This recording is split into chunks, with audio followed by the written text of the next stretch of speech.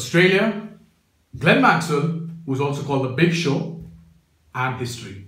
How tough is it to join those dots there? Well, let me just help you out.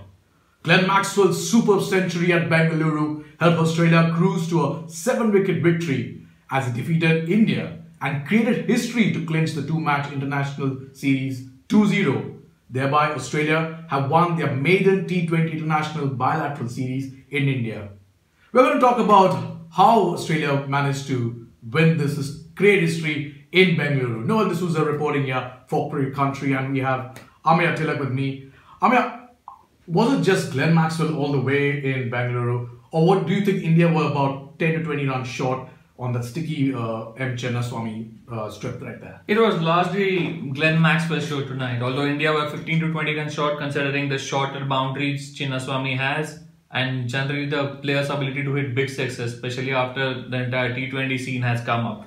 So it's Maxwell plus Indian spinners struggling to hold Australian batsmen tight. You can just check the stats. So Australian spinners conceded 52 runs today, whereas Indian spinners in their 8 overs conceded 80. Chahal went for 45 plus runs, so he had joined Bhuvi and Mohammad Siraj to concede 45 or plus runs for 3 times in T20I. So that can pretty much tell you where India went wrong today and where did Australia score brownie points. Yeah, but talking about the bowling attack, 10 to 20 runs with India were definitely short because they had almost, I wouldn't say a second string bowling attack, because you had Bumrah there who was kind of taken to the cleaners by Maxwell, you remember, and you had Chahal there. But with Vijay Shankar, I don't think now Vijay Shankar's bowling can be really helpful. I think India should go with him as a pure batsman. Yeah, that was pretty much a gamble just to strengthen the batting with whatever had happened in the last game. Although we took 2 wickets, but again, we needed to have one more experienced pacer at least in our ranks. Maybe, let's say, Shami or someone else, but again, he wasn't part of the squad. So India took that gamble, but didn't really pay off, considering he conceded around 38 runs and picking up 2 wickets. Yeah, but do you think Shankar should be tested as a bowler or as an all-rounder, as a batsman? I feel a batsman would do him a whole lot of good.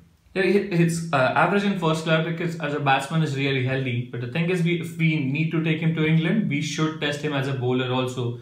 Because if, let's say, Hardik Pandya or someone else gets injured, I hope that nothing of that sort happens. But then we will need that sort of backup medium pacer who can bowl at least 5 to 6 overs and maybe accompany Kedar to complete that quota of 5th bowler. Yeah, so we have Vijay Shankar just being looked at a pure batsman. What about KL Rahul? Wow.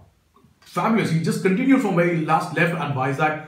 I feel he could have gone to score bigger, but was that a miscalculated shot? I think it was lack of concentration, or was he cramped up by room there? Or maybe a combination of all the factors. He looked keen to up the ante, although he was scoring at a good pace. But considering whatever has happened in the last game, he thought he must have scored those 15-20 runs quickly to give maybe the likes of Kohli or Dhoni or the lower middle order, especially like Dinesh Karthik and Rishabh Pant, to come and settle down and then go for those big shots. So it can be a combination of all the factors that you mentioned. But he played well, which is a good sign, and pretty much seals his spot as the 3rd opener for the World Cup.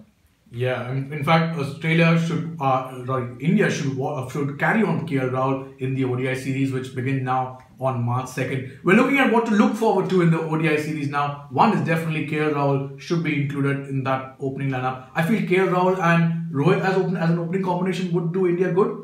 I personally think that India might want to go ahead with Shikhar Dhawan and Rohit Sharma. They are the top 2 or first choice openers. KL Rahul might be picked if India has won the series, ODI series, and then he can play a couple of games. But I don't think Indian team management will like to make too many changes in the playing 11, which they think might play all the World Cup games if fit.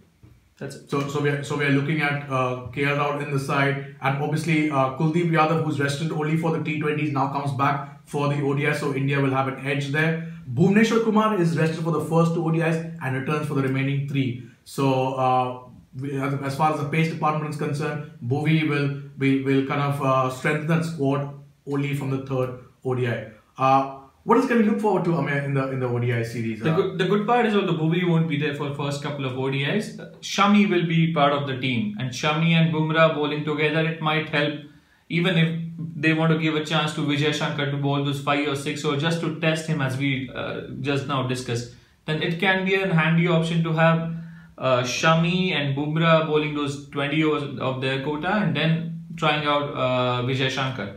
But it will be interesting to see whether Siddharth Cole grabs that opportunity in the first 2 ODIs and make a case for himself for the World Cup squad. He may or may not get picked, but this is, I think, his last shot to make it to India's World Cup 2019 squad.